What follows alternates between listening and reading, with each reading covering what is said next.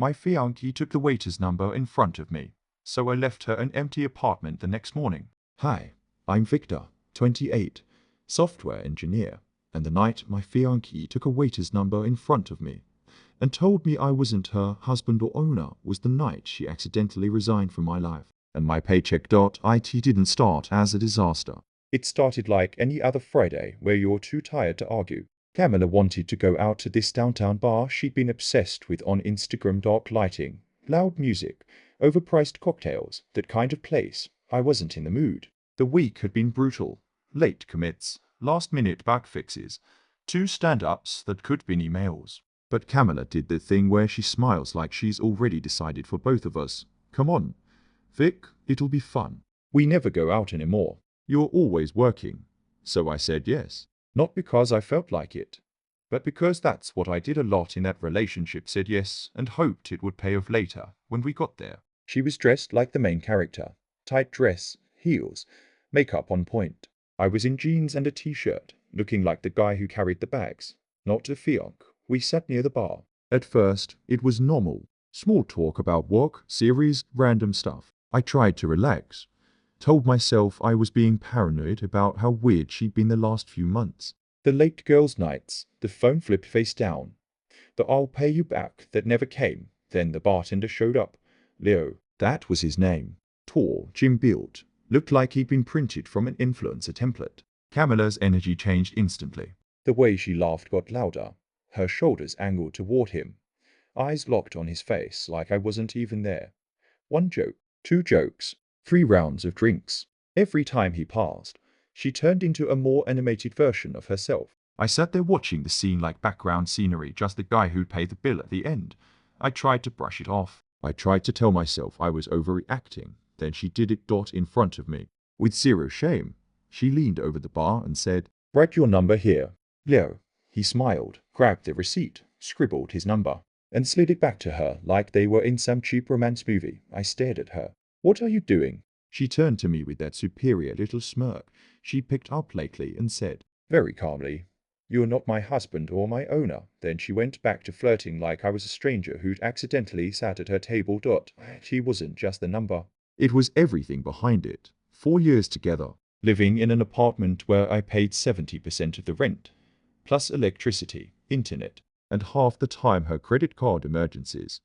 Her part-time job wasn't enough. She was saving. She would catch up later. Later never came. I'd seen questionable messages on her phone. Heard the excuses about late nights. Ignored my own instincts because I wanted to believe she was just stressed, not disrespectful. But that line, "You're not my husband or my owner," snapped something clean in my head. I didn't argue. I didn't make a scene. I stood up, nodded once, and said, "Enjoy your night." She blinked, surprised that I was actually leaving, but she didn't chase me. Didn't grab my arm. Didn't say, "Wait, let's talk." She just watched me go and turned back to Leo. Outside, the cold air felt like a slap and a wake-up call at the same time. My heart was racing, but my thoughts were the clearest they'd been in months. I wasn't going back to that bar. I wasn't going back to pretend everything was fine. I was going back to our apartment, and if I was the one paying for most of that life. I decided on the walk home.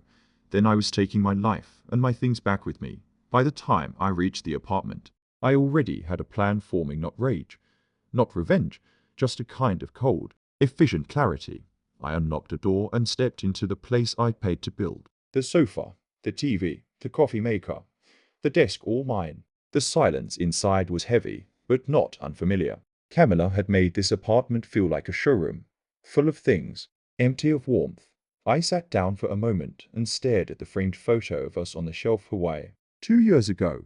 Fake smiles. Her holding my arm like she owned me. I took it down, flipped it over, and set it face down on the table. Then I called Max.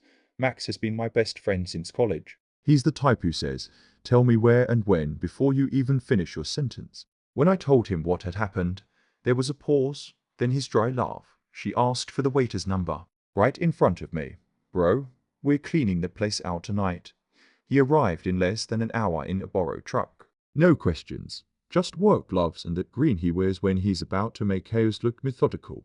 We moved quickly. The leather sofa I bought with my first work bonus out. The 55-inch TV unplugged, wrapped, loaded. My espresso machine carefully boxed. My books, my PC set up, the rug from my parents, even the framed degree on the wall. We didn't break anything. I wasn't angry. Not in that way. I just took what was mine. By the time we were done, the apartment looked like the ghost of itself. All that was left were her things. A cheap dining table, mismatched chairs, And the bed she insisted on buying from a discount store because it was cute on the kitchen counter. I left a note written on the back of a grocery receipt. You don't owe my salary, that was all. No signature. No goodbye. Before leaving, I called the utility companies and had the accounts transferred to her name. The electricity, the internet, the water all switched. I changed every password for every subscription she used. Netflix, Spotify, HBO, gone. Then I opened my laptop, archived months of screenshots, messages, bank transfers, receipts, proof of everything I had paid for while she promised to get back on track. I didn't know if I'd ever need them. But I wanted the record when we finally shut the door. Max looked around one last time and said, "Man, that's cleaner than a breakup." You should teach classes. We drove to his place, unloaded my things into his garage, and sat down on his worn couch. He handed me a beer. "To peace," he said. I didn't drink right away. I just stared at the label, thinking how strange it was that freedom could feel this heavy and light at the same time.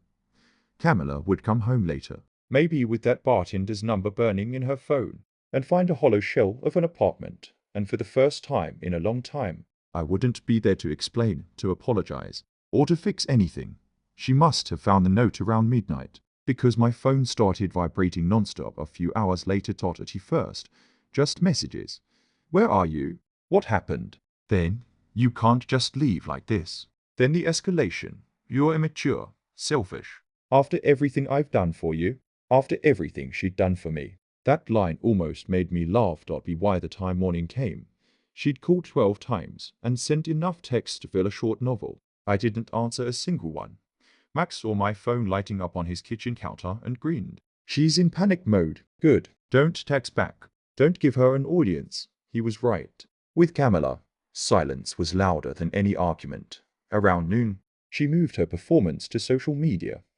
I was checking emails when Max shouted from the couch, "You've got to see this." He held out his phone. There it was, her Instagram story. A photo of the half-empty apartment. Tagged #betrayed, #heartbroken, #left with nothing. The caption read, "When the person you love abandons you without a word. Pure melodrama. Within an hour, mutual friends started texting me. Bro, what happened? Camilla says you left her with no warning. You really took everything?" I didn't respond. But Max did indirectly. He sent a message to our close friend group, the one we'd all used since college. Short, factual, and devastatingly calm. Before anyone starts judging Victor, here's what really happened. Camilla flirted with a bartender in front of him. He paid 70% of everything for years. She owes him over $20,000 in rent, utilities, and debts he covered. Receipts attached. He posted screenshots, transfers from my account. Her messages saying, "I'll pay you back next month." Months of delays that turned into excuses. The reaction was immediate. Some were shocked. Some admitted they'd suspected something was off. One of our friends, Laura, wrote privately, "I always wondered how she could afford all those clothes while never paying rent for the first time in months." I didn't feel like the crazy one, of course. Not everyone was on my side. There's always someone who plays savior. Sophia, one of Camilla's friends, sent me a private message. "You didn't have to humiliate her like that. She just needs help. You should talk to her." I ignored it. I wasn't interested in being the villain or the hero, just the man finally reclaiming his life.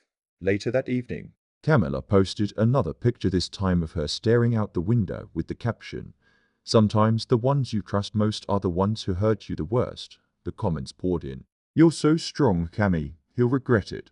What a jerk." Every word of support she got made me more certain I had done the right thing, because I knew what was coming next. When her followers moved on and the sympathy faded, she'd have to face something no filter could fix: real life, real bills, and no one left to pay them. The silence lasted 3 days, and then the chaos returned. Camilla didn't just send messages this time. She started calling mutual friends, spinning her version of events like a PR campaign. "I heard from Daigo first. She's saying you abandoned her with no warning," he told me. that she's struggling to survive. I almost laughed. Did she mention the part where she asked for the waiter's number while I was sitting next to her? Daigo hesitated. I asked her. She dodged it. Said you were controlling, that money made you feel superior. Typical. When logic failed, she turned to manipulation, but Daigo wasn't buying it. Later that night, he sent me screenshots of their chat. When he asked her why she never paid rent, she answered, "It's not that simple." When he pressed for proof, she went silent. That silence from her finally was satisfying. Meanwhile, Max was in strategist mode. "You've got all the proof, man. Don't let her narrative stand. But don't go nuclear, either she'll do that for you." He was right again. I didn't need revenge. I needed closure with precision.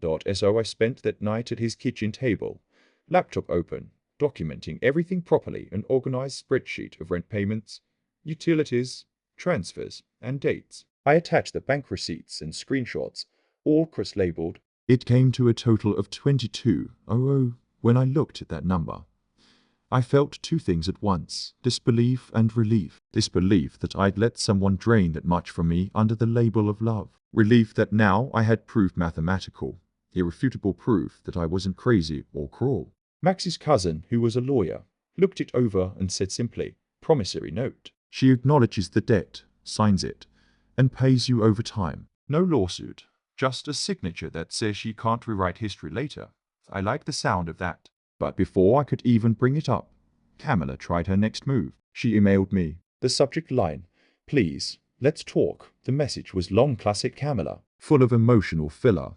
No accountability. "I'm sorry if you felt hurt. We both made mistakes. I miss you. Can we start over?" Not one word about the bartender, the money, or the 4 years of imbalance.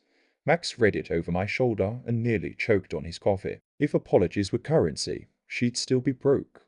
I replied with one line, "There's nothing to talk about. If you want to discuss the money you owe, I have the receipts." She never answered, but I knew I'd see her again. Women like Camilla didn't vanish. They circled back when the lights dimmed, when reality finally cut through the illusion. And when she did, I'd be waiting with a promissory note.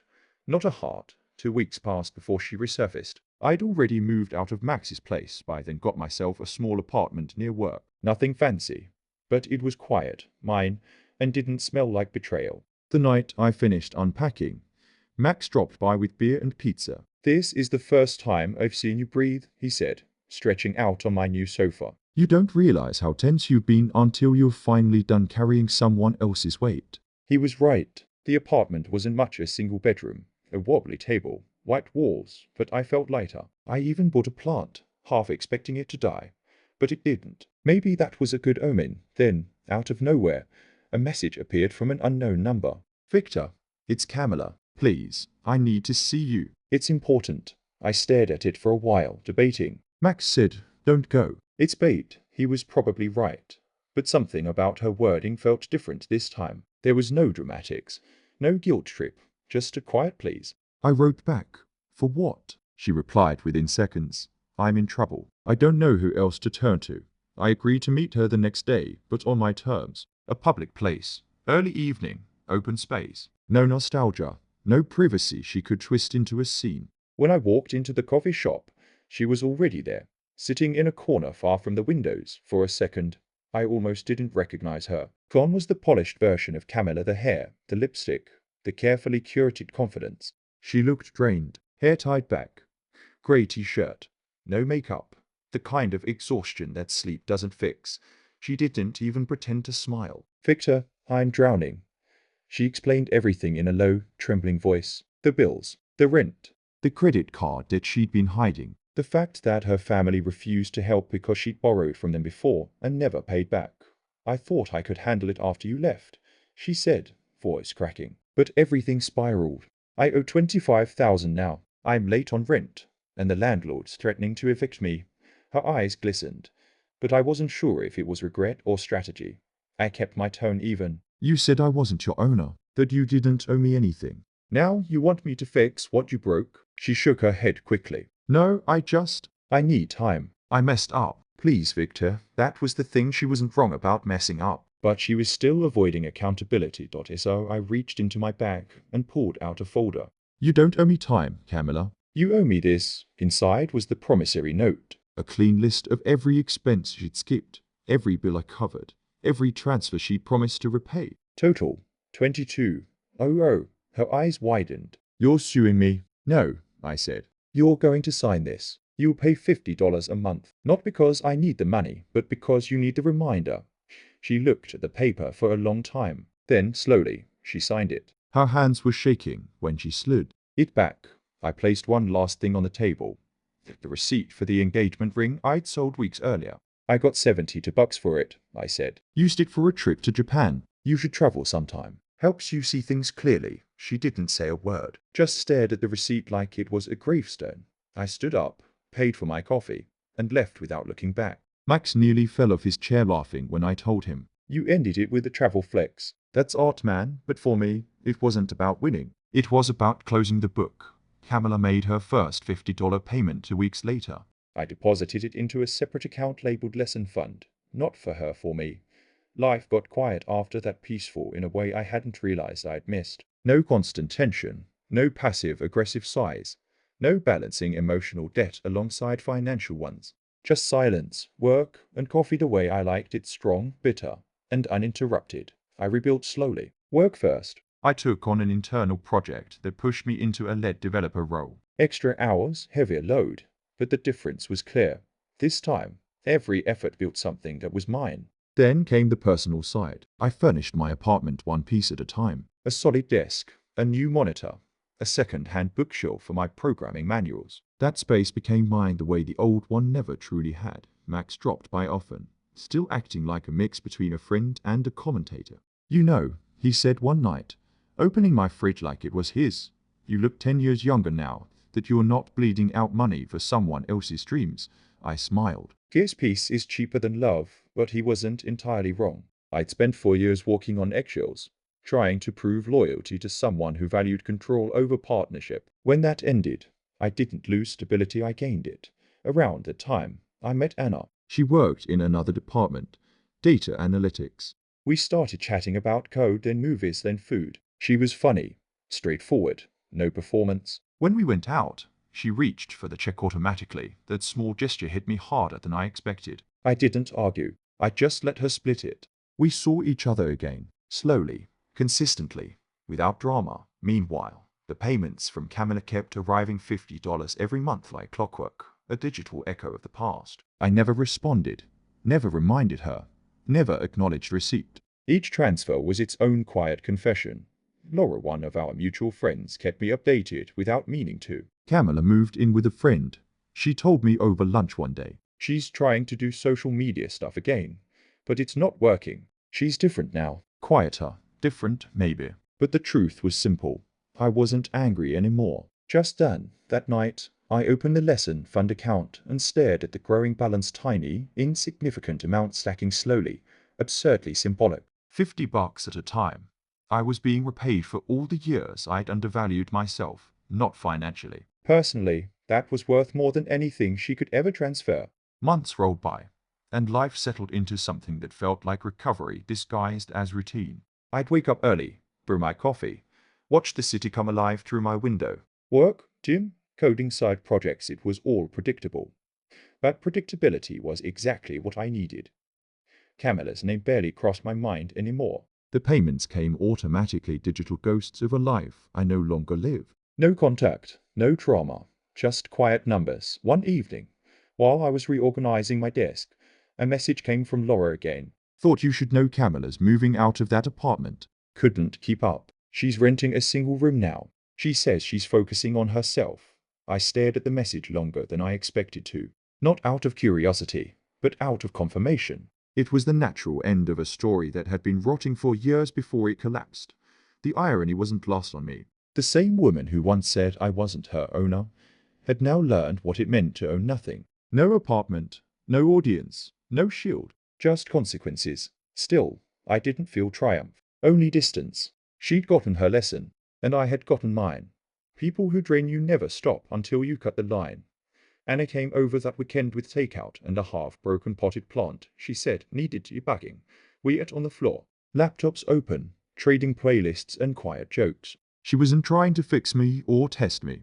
She was just there, grounded. Real. At T1 point, She looked at my shelves lined with programming books and said, "You've got everything in order, don't you?" "Now I do," I said, and I meant it. I wasn't rebuilding to prove anything to Camilla, to anyone. I was rebuilding because peace, once you've tasted it, Becomes the only thing you can't live without. That night, after she left, I sat by the window again. watching the lights flicker in other apartments. Somewhere, Camilla was probably doing the same. The difference was, I had learned to sit in the quiet without needing anyone else to fill it. A full year passed before I realized I hadn't thought about her in months. not once. No late-night curiosity, no quiet resentment, just nothing. The promissory note sat in a drawer, folded neatly under a stack of tax documents. I didn't even check if she'd stopped paying. It wasn't about the money anymore. It was about closure, and that had already been paid in full. The last update came through Laura again. Camilla's moved back in with her parents. She's trying to start over. I read it, set my phone down, and made dinner without a flicker of emotion. That was the real win, not revenge, not superiority, just indifference. The new apartment had grown into a home, My books lined the shelves. The air smelled faintly of coffee. and the plant on the windowsill had somehow survived a quiet miracle that mirrored my own life. Sometimes, before heading to work, I'd glance at the note I'd once left on her kitchen counter. "You don't owe my salary." It wasn't bitterness anymore, it was philosophy, because in the end, what I reclaimed wasn't money or pride. It was authorship. Of my effort, my time, my direction. Camilla once told me I wasn't her owner, and she was right. But she was never mine either. Now I own something better, my peace. And that's the first thing I'll never give away again.